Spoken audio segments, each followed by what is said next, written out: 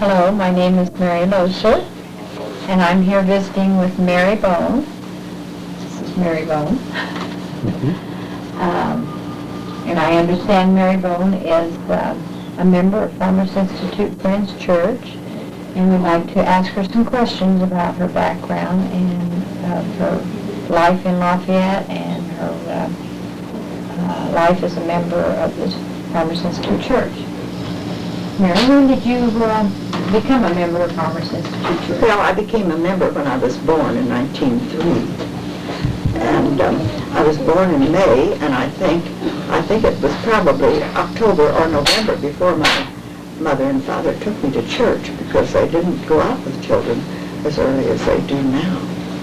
And the first time they took me to church, there was a man, his name was A.C. Watson, if you were always or not. That's fine. He lived down at the end of the road by the cemetery, near the cemetery.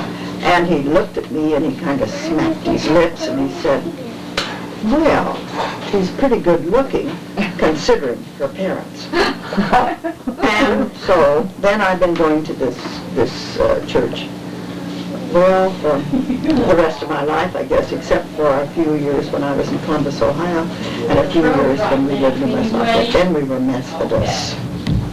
My mother's people came from this area. In fact, they were some of the first settlers in 1848. My father is from Ohio, southeastern Ohio. He was a Methodist, but he belonged to the Quaker Church for about 69 years, but he still kind of clung to the Methodist. He was a Methodist in Ohio. Yes, he was brought up a Methodist. Born a Methodist? Mm-hmm. Well, when I was born, you see, there were birthright members. That's right. Of the meeting. So I guess my name's been on the roll quite a while, except for a few years when it was off. And didn't you go to Ohio State University also? Oh, yes. I graduated from Ohio State University because my father had graduated there in 1893. And I used to say, well, he didn't have any sons, so he wanted his daughters to go there. So when I graduated at the reception that day, the man who was president, when Father had graduated, was also in the receiving line. He was an emeritus president there.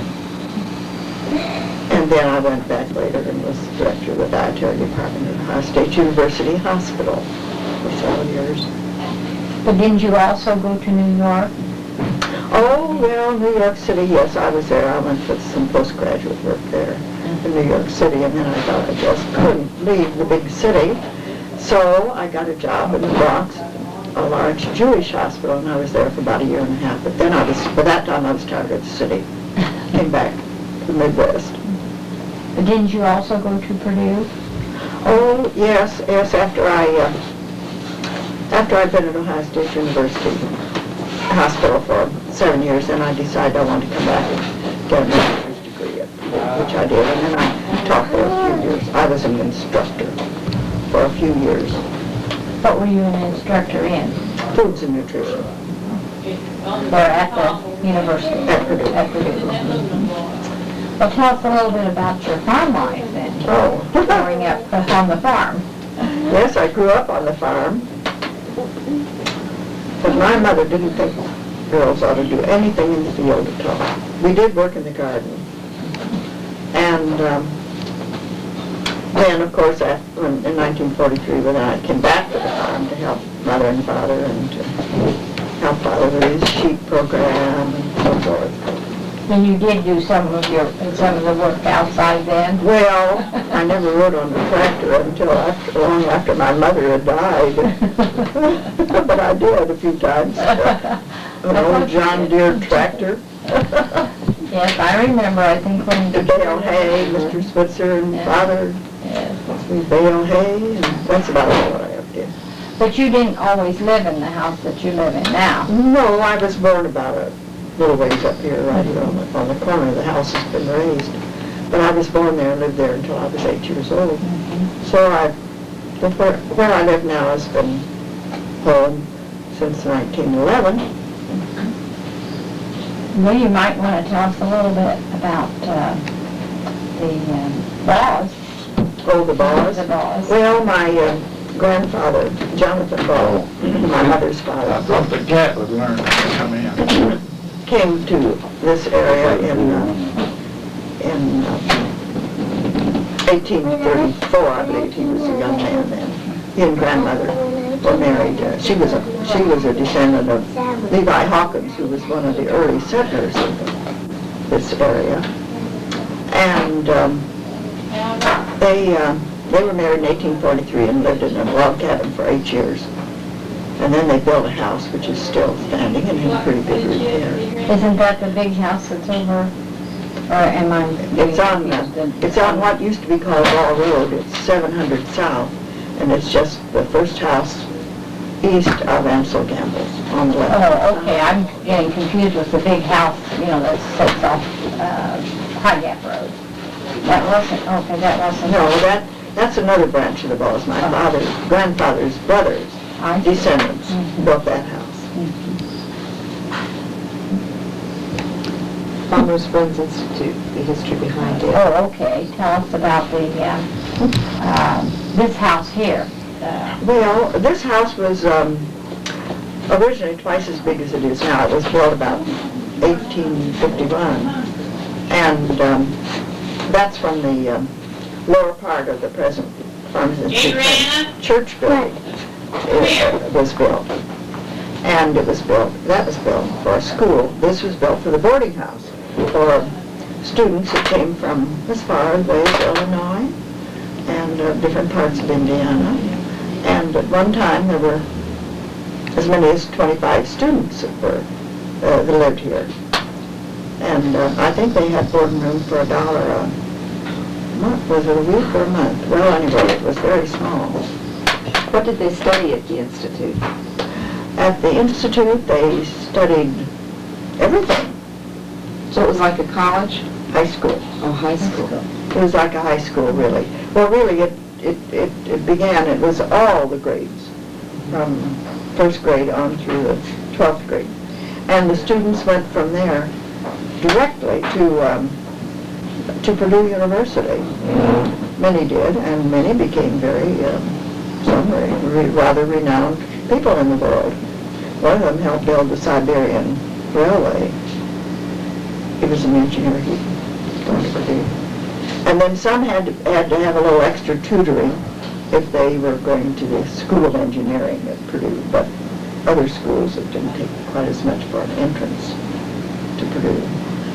Now, did your father, I knew that he taught somewhere along here, but was this connected with this? It wasn't, oh no, it wasn't connected with it. He wasn't here when this academy or institute was in session. He taught one term, I think, at the house here where Lois Macy did live. So we were right across the road. He taught 1 year there. And before Mother and Father were married, I think he wanted to do a little more courting. So he taught at Dr. Baugh, who was the trustee, lived in the yellow house there on 375W, where the Craig boy lives now. Oh, yes. And he taught there 1 year at Mentani, and Dr. Baugh gave him the job. He didn't have any trouble getting it somehow or other, but he was right out of college. And so he lived up at near South Robb. The house that he lived in was owned by Robbs, who were founders of that station. They call it South Robb Station. And it was in the house where it burned down, but the house stood where Herb McCormick lives now. Oh, yeah. And then he would walk every day up to Mentani, which was, quite a little walk, Yes, through the mud. They didn't have gravel roads. Through the mud or the snow, and then he would build a fire in the morning, and, well, if he didn't go for the water, across on the next gully or someplace, I forget where the water was, or maybe it was near John Welch's, then some of the students went for that. And it must have been pretty cold. Well, I imagine so. When did the Institute become the church here? But, When did the Institute change from a school to the church? oh, well, there were, at one time there were 125 students there, and first they built just the first floor. And then when they got so many students, they built the second floor and had that for a while. That was about in the 1860s. Then in 1874, it wasn't under the influence of Friends anymore, and somehow it just kind of died down, and they closed the school. And then I think they built that one-room school up here, for Rosewood. And then in 1874, the church had a building up at the cemetery. It seemed to be not quite as good condition as they thought it should be. So they moved down to the lower floor in 1874. And then when the school was reopened in about 76, the school was just upstairs and continued until about 1888, when it was closed completely. And the bottom was the church? Bottom was continued as a church, and I suppose the original benches, or the benches that we have now, are the original ones. And maybe the clock, and maybe those little lights at the side and the front. But after that, then there was, in Union Township, there was just the one-room school. And that lasted until 1911, when they consolidated the schools, and I think there were about 5 or 6 one-room schools in Union Township, and they were consolidated in 1911, and the school where the Shaglin Rec Center is now, it was built there. So did you go to the small schools then, the one-room schools? I went 2 years, Mhm. and then I went to Shaglin. Then you never went to school over here at the Institute? Oh, no, it was closed in 1888. I wasn't quite born. My mother did. My mother did, and she went from there to Purdue.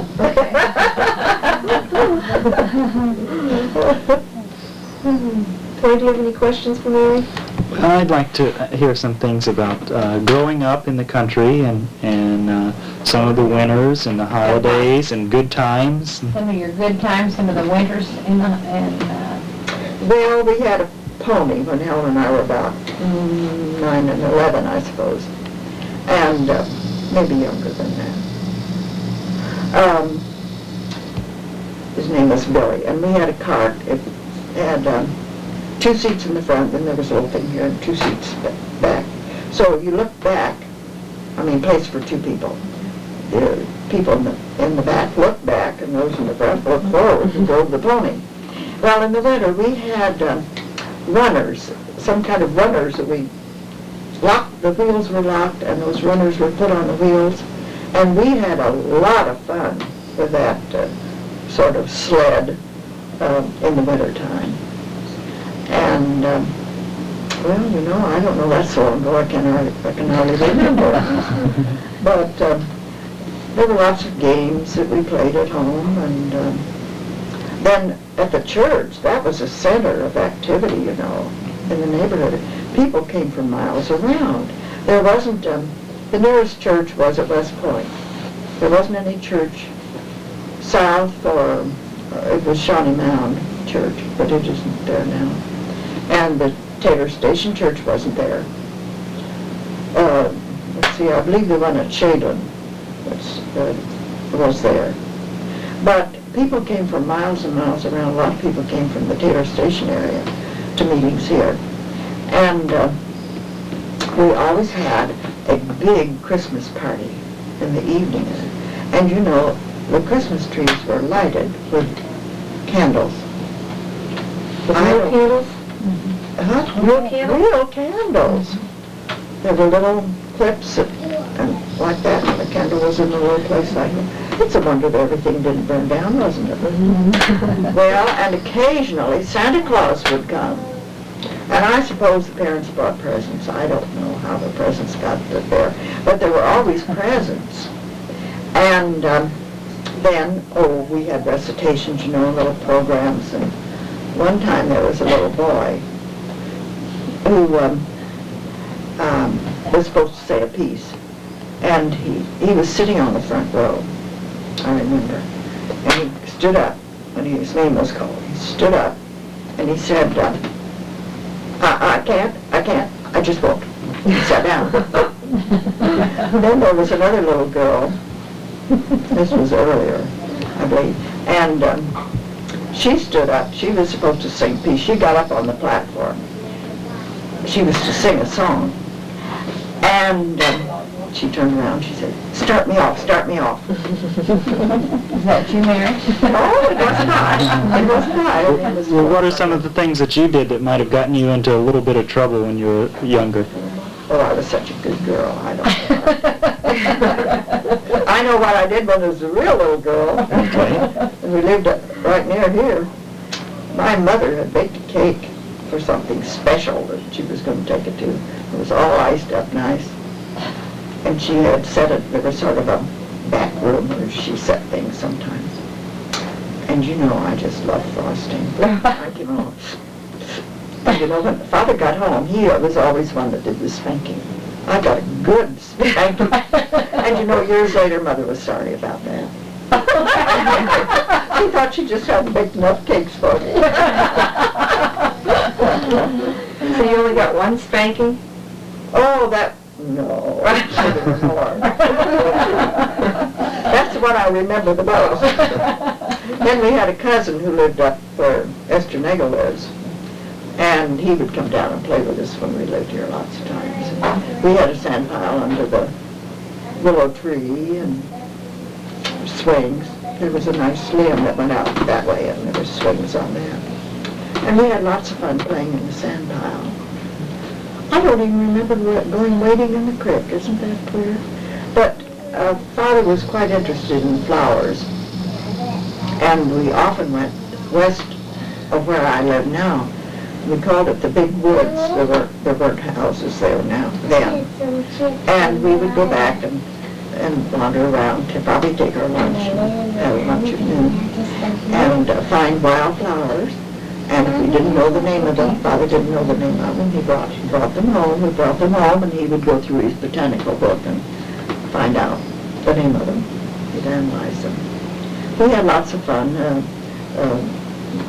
outside, you know. Then there was always horses, there were always horses, and a driving horse that we had was named Old Bird, and sometimes Father would bring her down into the yard and let's ride on her, lead her around a bit. I think I kind of forgot about some of the things my grandfather did down here. When he moved down, he bought this house down here because it was so far away from the school, and he didn't want his daughters. He had several daughters and 2 sons, and he didn't want them to ride horseback through the mud roads all the way down here to school. So that was why he bought that house. And he bought it from Job Wendell, who was Kathy Cox's, one of her ancestors. And there's a story about the willow tree I mentioned a little while ago.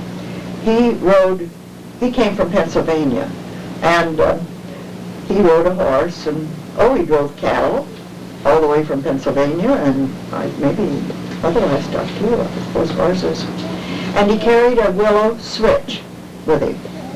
When he got up here to this house, he just stuck that switch down to the ground, and it grew. Oh, is that where your sandbox was under the willow tree? Under the willow tree. And of course, that willow tree has been gone a number of years, but there's a descendant from it growing there now. Well, to get back to my grandfather, he loved fine cattle, and he had a wonderful herd of shorthorn cattle.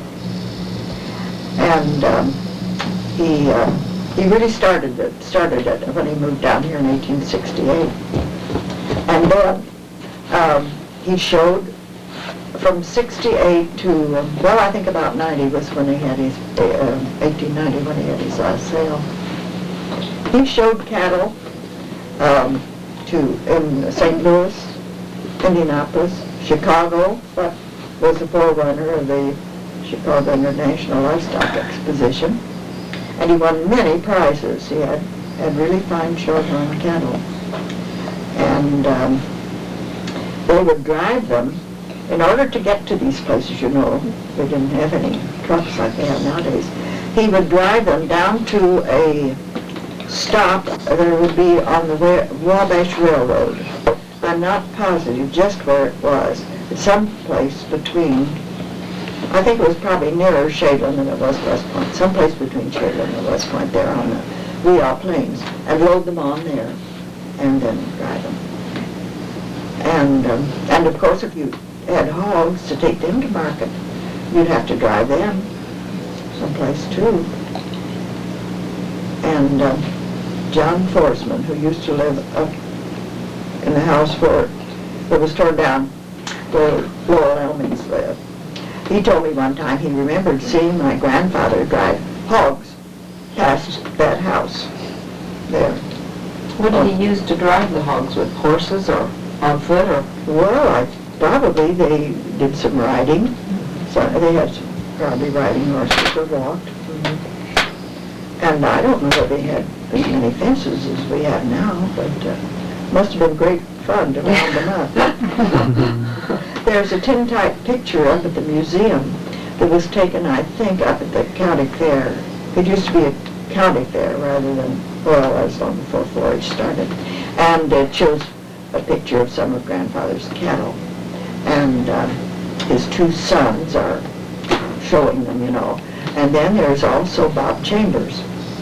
He was a black man who, his folks came to this area after the Civil War.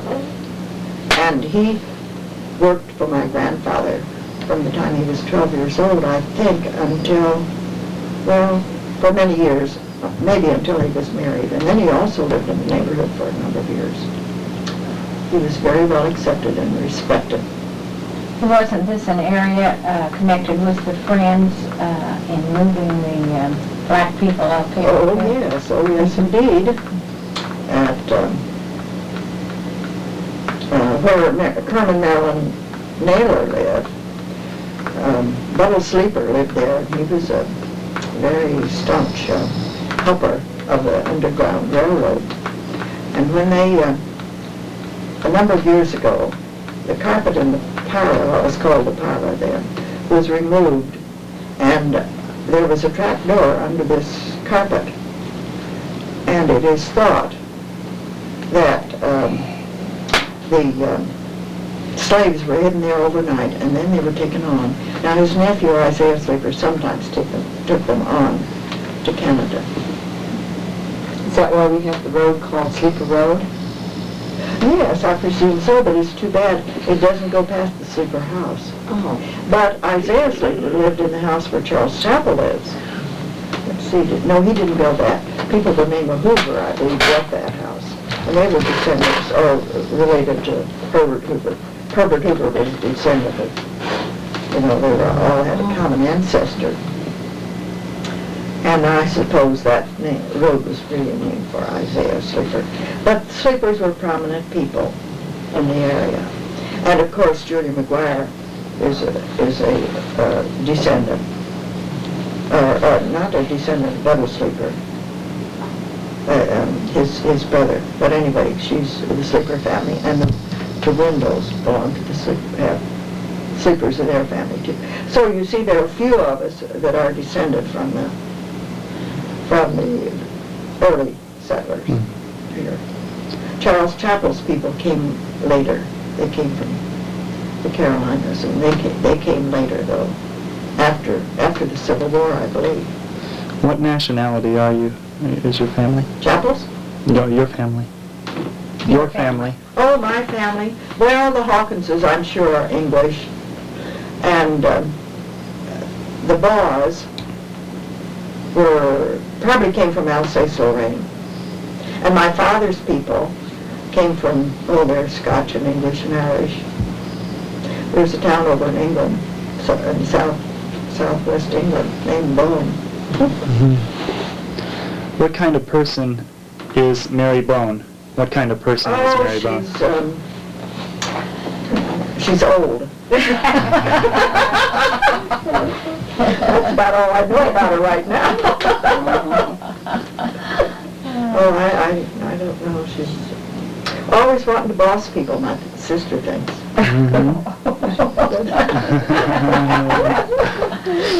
Mary's a very modest person, I would say. Oh, really? Yes. How do you want people to remember you by? Oh, I hadn't thought about that. Okay. She's not ready to go yet. Well, I'm not ready to go. I know that's what people often ask in interviews.